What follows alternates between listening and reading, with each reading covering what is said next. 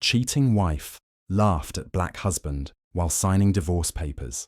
Until the judge read his net worth, the courtroom buzzed with whispers as she leaned back in her chair, smirking. Dressed in designer clothes and dripping with jewelry, she twirled, the pen between her fingers before signing the divorce papers. Across the table sat her husband, a calm, dignified black man in a tailored suit, his expression unreadable. She chuckled loudly, making sure everyone around heard her contempt. "Finally free," she muttered under her breath, convinced she was walking away victorious. The judge flipped through the documents, his eyes suddenly widening in disbelief. His gaze shifted from the woman's arrogant smile to the man's steady composure. And then, in a voice that cut through the room like a blade, the judge read aloud the truth. The husband's net worth was beyond anything she could have imagined. The laughter froze on her lips. In that instant, the game she thought she had won turned against her.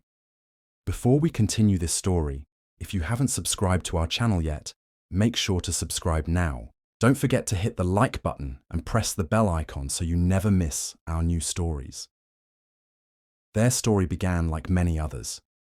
Two people drawn together by charm, ambition, and promises of forever.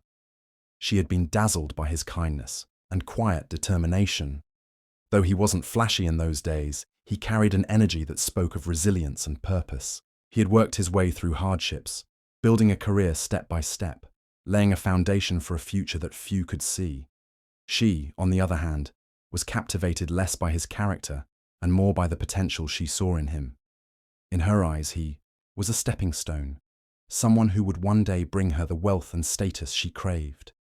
And when they married, she reveled in the admiration of others, the whispers of how lucky she was, how she had landed a man with so much promise. But promises were not enough for her. Over time, she grew restless. The long hours he spent building businesses and pursuing opportunities left her feeling neglected. Instead of seeing his sacrifices as love, she saw them as absence. Slowly, she drifted toward others who could give her the attention, the gifts, the fleeting pleasures she desired. Affairs began, secret at first, then bold. She convinced herself that he would never know, but he did. The husband, though hurt, said nothing. He observed quietly, choosing dignity over confrontation. He poured his energy not into revenge, but into growth, investing wisely, expanding his ventures, building a financial empire that even she was blind to. While she laughed behind his back, he was securing a future that would make her mockery meaningless. When the day of the divorce came, she walked into the courtroom, certain of her triumph. In her mind, she was discarding a man she considered ordinary for a life of freedom, luxury, and endless indulgence. She had no idea that the papers she signed would reveal a truth far greater than she could comprehend. The courtroom was packed. Family, lawyers, and curious onlookers filled the benches. The woman strutted in with her lawyer, her laughter ringing like bells of victory. She believed she had drained him of everything, his patience, his love, his dignity. All that remained, she thought, was to legally sever the tie. She sat at the table, crossing her legs elegantly, and shot him a glance of mock pity.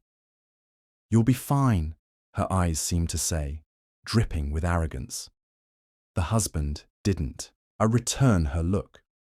Instead, he adjusted his tie, his calmness a stark contrast to her smugness. The judge began the proceedings, reviewing the documents. Her lawyer argued confidently about assets, settlements, and financial divisions. She leaned back, barely listening, her mind already planning what she would do with her new freedom. When the judge asked her to sign the divorce papers, she grabbed the pen with exaggerated flair.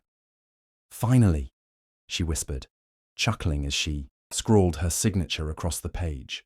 A few people in the courtroom frowned at her arrogance, but she didn't notice. Then came the moment that shifted everything. The judge, flipping to the financial disclosure section, paused. His brow furrowed. He read it again, his lips tightening. He looked up, first at the husband, silent, steady, and then at the wife, who was busy admiring her nails. "Mrs. Johnson, The judge said slowly. Are you aware of your husband's net worth? She scoffed. Of course, he doesn't have much. I've carried myself for years. Her lawyer nodded, though uneasily. The judge cleared his throat. According to these documents, Mr. Johnson's net worth is… He paused, letting the silence hang. $350 million. Gasps filled the room. Heads turned. Even the court reporter froze mid-keystroke. The woman blinked, her smile faltering. What did you just say? She demanded. The judge repeated it firmly. $350 million. Verified assets, businesses, investments, properties. It's all here. The colour drained from her face. The pen slipped from her fingers. The courtroom, once her stage for laughter, now felt like a cage closing in. Her world collapsed in that moment. The husband she mocked, the man she betrayed, was not the struggling partner she had convinced herself he was. He was a powerhouse, a self-made millionaire whose quiet strength had built an empire right under her nose. She stammered, "That can't be true. He doesn't live like…" The husband finally spoke, his voice calm but resonant. "I never needed to prove anything to you. While you were busy chasing temporary pleasures, I was building something permanent. Dignity, wealth, legacy. Before we continue this story, if you haven't subscribed to our channel yet, make sure to subscribe now. Don't forget to hit the like button and press the bell icon so you never miss our new stories." Her eyes darted wildly to her lawyer, who suddenly looked as pale as she did. Whispers surged through the courtroom, the once smug wife now reduced to trembling silence. The judge continued, his voice unyielding. Given Mr. Johnson's disclosures and the evidence of infidelity, the court finds that the majority of assets will remain under his sole control. Mrs. Johnson, you are entitled to only a modest settlement as per the prenuptial agreement you signed. The words hit her harder than any betrayal she had ever inflicted. The fortune she thought she would take with her was gone. The freedom she imagined came without riches. The laughter she once wielded as a weapon now echoed back at her as bitter irony. Across the table, the husband remained composed. He didn't gloat. He didn't smile. His calm silence was more powerful than any words could have been. The courtroom saw it. The world saw it. And most painfully, she saw it. When the session ended, the wife left the courtroom with her head bowed, the sparkle of arrogance replaced by the dull weight of regret. Cameras outside captured her shame, the once proud woman now fleeing from the truth that had unraveled her illusions. The husband, however, walked out with quiet dignity. He didn't need to make a statement. His life, his work, and his integrity spoke louder than anything else. He had turned pain into power, betrayal into success, and humiliation into triumph. News of the case spread quickly. People around the world were inspired by the story of the man who had been underestimated, mocked, and betrayed, only to rise above it all with grace.